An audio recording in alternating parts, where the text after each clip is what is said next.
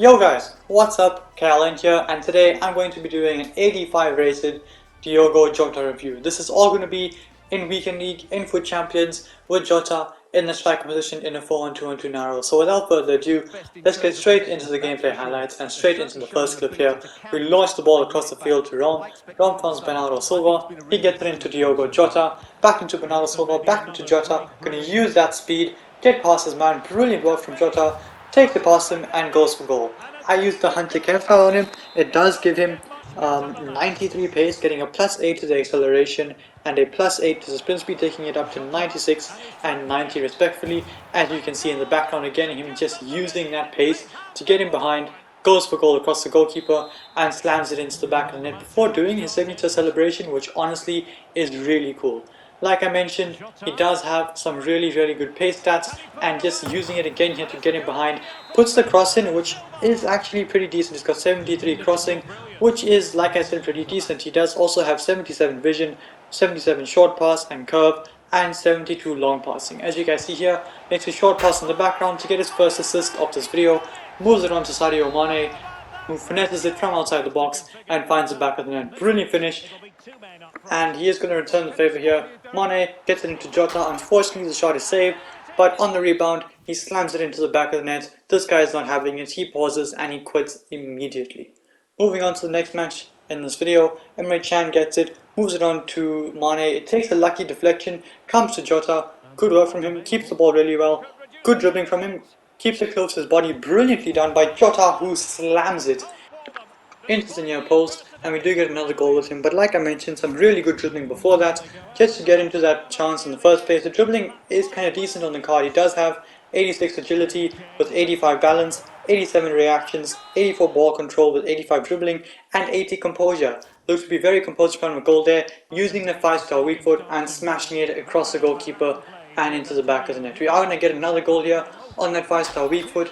Just pulls back and smashes it into the back of the net yet again on the 5-star weak foot. But you do actually need some really good shot power for that. Speaking of shot power and speaking of goals, this is a ridiculous goal. Fantastic volley from Diogo Jota, a bicycle kick into the back of the net. He does have really good shooting stats. Obviously, he's got 94 volleys with the Hunter Kemp style. The shot power, like I mentioned, is pretty good, and it goes up to 89 with the Hunter Kemp style. The positioning on the card is pretty good as well. 93 attack positioning with 94 finishing, 89 shot power, like I had mentioned, 75 long shots, which is kind of decent, but it's not too good.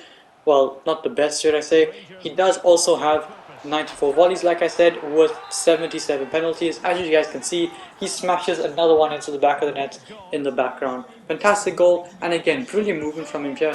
Gets him behind, and yet again, smashes it into the back of the net on that 5-star weak foot.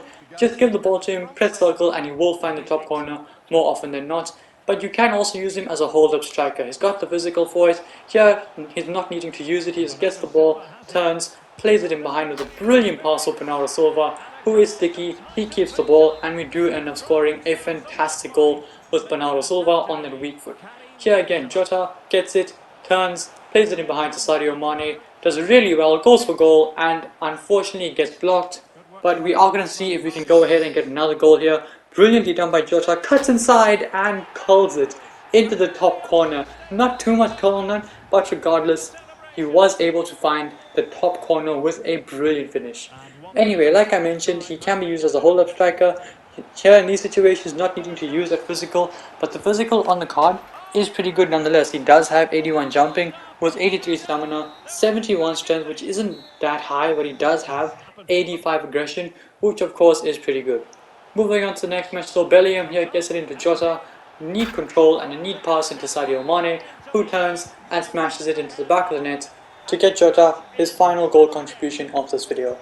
With that being said, it is time to review the card. Like I mentioned at the start of the video, I used him as striker in a 4-1-2-1-2 narrow only, and this card was very good. When it comes down to the alternate positions, if you are looking to start him in different positions just to get him some chemistry, he can also play left wing, which is very useful, and he can play in the center forward position as well.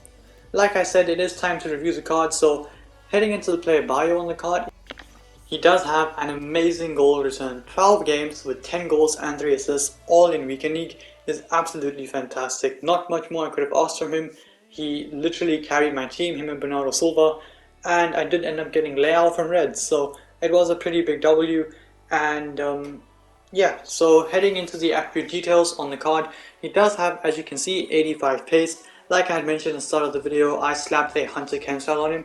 With that Hunter Chem style, the pace went up to 93, and honestly, it did feel like 93 pace. This guy felt very quick on the ball and off the ball. He was very easily able to drop back, get the ball, and just sprint forward with it and drive past players and drive past teams as well. So honestly, the pace on the card is fantastic. I'm going to go ahead and give him a 9 out of 10. This guy is fast and he feels fast. The shooting on the card is phenomenal. Like I had mentioned, he does go up to, I think it was 88 shooting eventually with the Hunter Chem style according to Footbin.